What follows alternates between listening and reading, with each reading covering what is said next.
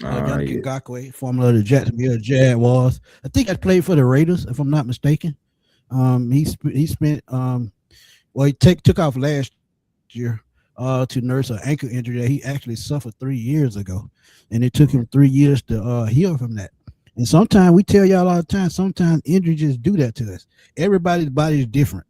But it says True. free, and this is Jordan Schultz, so you know this is a legit source. Free agent Pro Bowl defensive end. Yannick had 71 and a half career sacks, had been training for the past several months in preparation for his return to NFL in 2026. And Ngakoue Mhm. spent last season out of football to fully recover with sights on set to return this season. 71 and a half sacks. That's where we're gonna start at. So y'all can drop your comments in the chat and let us know. Because we just doing our thing. Um would And y'all sign him? Just right off the rip. Would y'all and sign him? just to add a little context, in August Okay, 2023, go ahead. Do your thing. he was signed to the Bears, right? Now, Ryan Poles was the GM, but the assistant GM was Ian Cunningham. In the front office, so they gave the Pro Bowler at the time 1 year, 10.5 million contract. He played 13 games, but Right. recorded 4 sacks. But he had an injury and it cut his year short. Now there is some Right. connection there too as well. If Ian did want to poach around, now I wouldn't say $10 million coming back, but you still can at least probably poach around if you need a Hey, pass rush. He is 31 coming into it as well. He's about to be 31 years of age, still but young. says Still he's young. Yeah. yeah, says he's completely healthy and actively training for that NFL return, just like Smitty was just saying. Of course, we lost Jalen Walker. That's going to be a big blow. You can always look for. We've already added guys, yes, but you always can. We're still adding anyway, so you possibly can still poach around that. Just an option. I'm not saying it has to be a slam dunk, but I mean, pass rusher, see what he has, and then of course having Nate Ollie, Jeff Ulbrich, and just that whole coaching staff there, man, just that experience. You never know, possibly can pull a season or two if we need it out of them. Just an option, just perspective. Yeah, and add on to what you're saying, I think he fits perfectly in a 3-4 defense. And the knock on him for years, even though he's putting up sack numbers, the knock has been on him for years that he's not good against the run. And statistics and analytics show that. So Yeah, being in the defense that we're running with that 3-4, he really won't have to play much run defense. If he can set the edge, that's good enough because I feel like we got linebackers to make plays. But if you paying him $8 to $10 million, he need to work on being able to stop the run. You paying that kind of money because we threw away $10 million last year on Leonard Floyd. I can't pay him And, $8 million, bro. I and, just I don't care what our salary cap is. Our salary cap could have been 200 million still, right, or something like. so do you think they can get him for a cheaper price? And bro, I'm just saying, like honestly, for a guy that has been out the league, so making sure he's getting healthy, cool. But at the same time, like before he went out of the league, again, like I said, in 2023, he had 4 sacks. That's not necessarily like game breaking in 13 games when that is your specialty. Like you just said, he is not that good against the run. That has always been like that. He's always kind of been like that mercenary pass rusher, go out there and get the quarterback.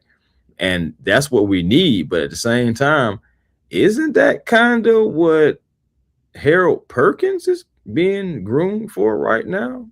So I don't know. It's like Yeah, to a but think degree, about this. to a degree. Think about it to a degree. I agree with that, and I absolutely love it. Um, Dan said anything you might add might turn out to be an upgrade. That's true. That is That's very very. true, Dan. But and I agree with that, and this is why, and I'm glad he But said that because this is I what I'm can't finna. do 8 to 10. That's all I'm talking about as far as the money. This is what they could probably do 6 or 7, and then work up to 8 or 9. So the reason why I agree with Dan with this is I just saw some guy named Divine Diablo get hurt the other day and had an ankle injury, and he battled injuries last year too. And you talk Yeah. about Harold Perkins being able to play on the edge. That's true, but you might need him to play a little bit more in the middle with Divine Diablo being uncertain with those knick-knack injuries, because that's something that could go on all year. Remember, you had the shoulder last year, missed 5 games. What is the shoulder? Forearm. Forearm. So he missed 5 games with that. So now you may need Kendall Daniels and Perkins to stay in the middle to help out Christian Harris. So if you bring in a Yannick Ngakoue until James Pierce comes back, that gives you a viable rotation, especially with the 2 guys you brought in the offseason. Because think about it, with Jaden Walker out and James Pierce missing time, you've got to revamp that pass rush the best you can. So even though you might not want to pay him that money, I mean, it's a valuable need, especially if you want to keep the momentum going from last year. And it might be a tie there because one Nate Ollie in Indy when he was there. I want to say yes. I want to say, but he might not. It might be I'm not sure. So I mean, if you can look it up, that'll be fine. But if not, that's fine too. But he played in Indianapolis for a season. I think Nate Ollie was there, but don't quote me on that. But I mean, with those 2 young guys being out, one for the season, and you get an edge rusher with 71.5 career sacks, you got to think about it. Or do you want to bring back Leonard Floyd and pay him another $8 to $10 million? So, but okay, so this is what will make they actually just made it even more interesting, because in 2022 Nate Ollie was hired as the defensive line coach, and he did have, and the same year the coach traded for Yannick, and they do, and at that time, let me see, under Ole's guidance, he led the 2022 Colts with 9.5 sacks. But again, there you go. But that was in 2022, the year before he went to Chicago in 2023, and before he got hurt and started getting nicked up and everything like that. But the connection is there for Atlanta with two of your guys, a coach and your GM. Right. So hey, there's a connection there. So hey, who knows? I mean, maybe they can work out a deal, because I'm telling you, they're gonna need another edge rusher. I mean, we've been talking about the Bolsters. We've talked about who did I put out the other day? Kayvon Thibodeau, Josh Sweat, Miles Murphy. I can go on and on. But if you got one that's a free agent, you don't have to trade assets, go ahead and do it. Especially if you got experience with the defensive line coach. And I said he fit the 3-4 defense that we're going to run. So, I mean, it could be a match made in heaven.